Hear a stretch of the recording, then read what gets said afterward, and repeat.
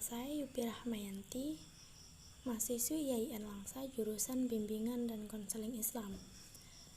Pada podcast kali ini, saya akan membahas mengenai diskriminatif. Kenapa sih manusia itu cenderung bersifat diskriminasi? Sebelum itu, di sini saya akan menjelaskan dulu apa sih diskriminasi itu dan gimana sih cara menghindarinya. Diskriminasi adalah action atau tindakan.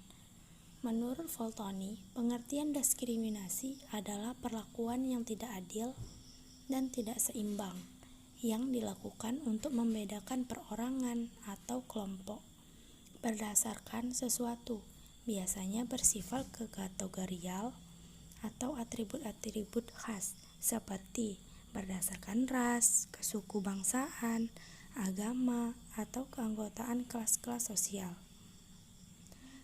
Apakah diskriminasi di sini dianggap ilegal?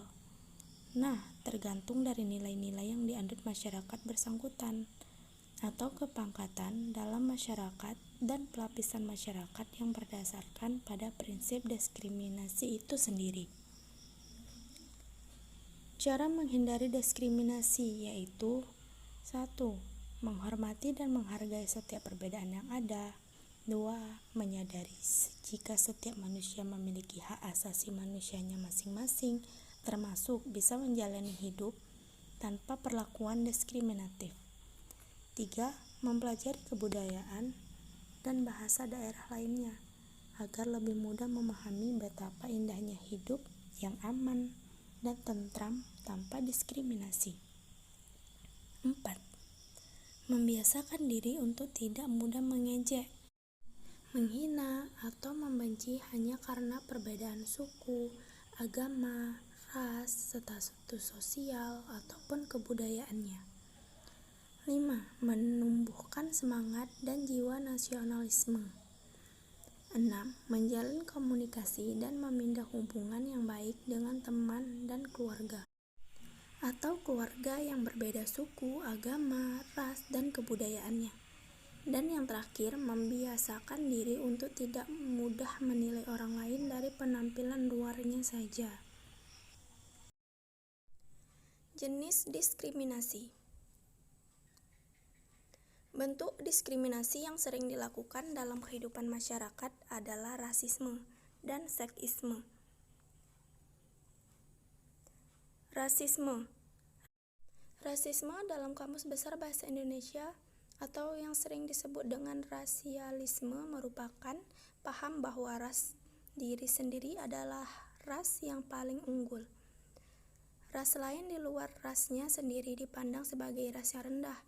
Selain itu, contoh lainnya adalah menutup peluang kerja bagi ras tertentu sehingga tidak ada kesetaraan di jenis pekerjaan tersebut. Yang kedua adalah seksisme. Seksisme merupakan tindakan diskriminasi yang dilakukan oleh laki-laki terhadap perempuan. Dalam hal ini, kecerdasan dan kekuatan fisik laki-laki dianggap lebih tinggi daripada perempuan. Contoh, tindakan seksisme adalah anggapan bahwa perempuan tidak memerlukan pendidikan yang tinggi karena peran perempuan dibatasi hanya pada ranah domestik seperti memasak, mencuci, membersihkan rumah, mengurus anak, dan lain-lain. Penyebab terjadinya diskriminasi. Tindakan diskriminasi yang terjadi dalam masyarakat umum disebabkan oleh dua hal, prasangka dan stereotip. Prasangka merupakan perasaan negatif terhadap seseorang ataupun kelompok semata-mata berdasarkan pada keanggotaan dalam suatu kelompok tertentu. Prasangka adalah pendapat atau anggapan yang kuat baik suatu hal sebelum mengetahui kebenarannya. Prasangka dari suatu kelompok terhadap kelompok lain muncul karena agresi. Sebuah kelompok akan melakukan agresi apabila usahanya tidak memperoleh kekuasaan terhalang. Apabila agresi terhalang oleh kelompok lain, maka agresi akan dialihkan dengan mengkambing hitamkan kelompok lain tersebut. Tindakan ini akan berkembang menjadi prasangka yang dianut oleh anggota kelompok yang melancarkan agresi tersebut. Kedua ada stereotip.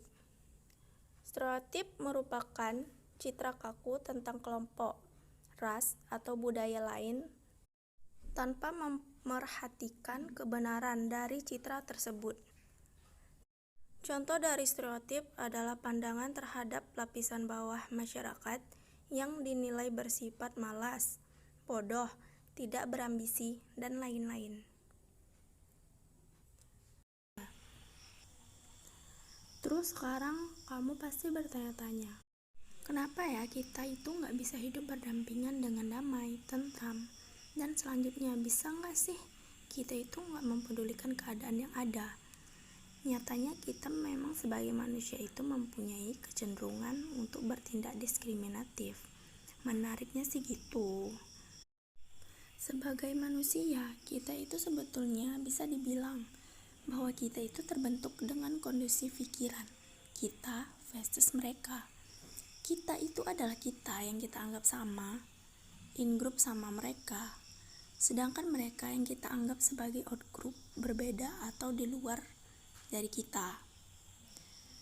Ketika melihat seseorang yang berbeda dengan kita, terutama mungkin berbeda secara fisik ya kita sebagai manusia ya sebenarnya mempunyai kecenderungan untuk mengasih label negatif gitu ya kan. Misalnya, membandingkan diri mereka sendiri dengan orang lain. Lihat tuh kulitnya hitam, jangan dideketin deh. Mereka itu aneh, mereka itu bukan kita, dan sebagainya. Dan ini tuh tentunya dibentuk lagi oleh lingkungan yang memang mungkin membiasakan kita juga untuk seperti itu. Karena ya gimana ya, tidak bisa dipungkiri juga sih bahwa manusia memang banyak nih diskriminasi yang terjadi bahkan di sekitar kita.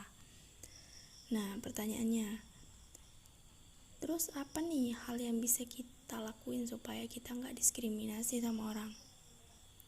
Ya pertama, kita itu harus belajar menerima kalau misalnya ternyata kita itu memang punya kecenderungan buat kayak gitu, buat kayak bersifat diskriminatif itu gitu ya. It's okay lah kalau kamu mempunyai pemikiran diskriminatif, karena kita itu memang dasarnya mempunyai kecenderungan itu. Tapi ingat, kalau kamu mempunyai pemikiran itu, kamu gak selalu bersifat benar. Jadi pemikiran kita itu irasional atau nggak masuk akal. So, yang harus kita lakukan adalah bertindak secara objektif. Oke?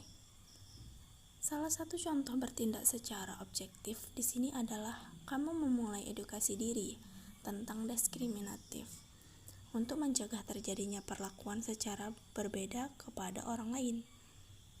Mengedukasi dirimu sendiri sama seperti menonton video ini, yang dimana memberikan pengetahuan yang lebih luas dan mengembangkan kepribadian kamu menjadi lebih bermartabat.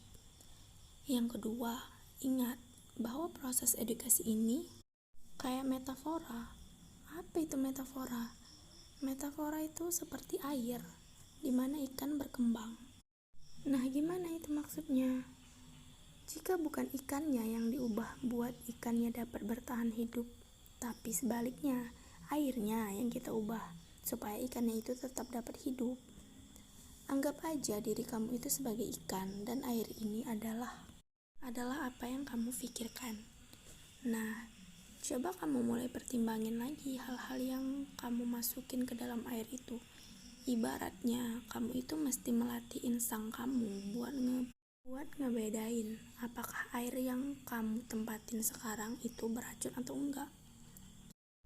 Yang mungkin menurut kamu biasa aja gitu ya, nggak beracun, tapi bisa jadi juga itu beracun untuk binatang lain.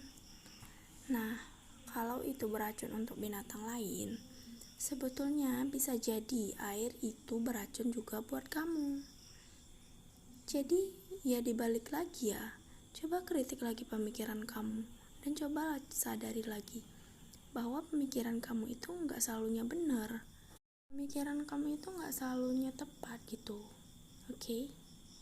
So, jadi ingat ya, edukasi diskriminatif itu dimulai dari diri kamu sendiri dulu.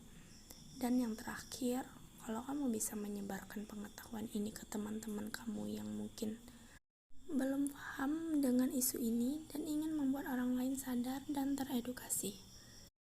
Edukasi mengenai diskriminasi memang jalan yang panjang, tapi setidaknya kita bisa menghentikan dulu ruang lingkup perlakuan secara berbeda kepada orang lain ini di lingkungan kita.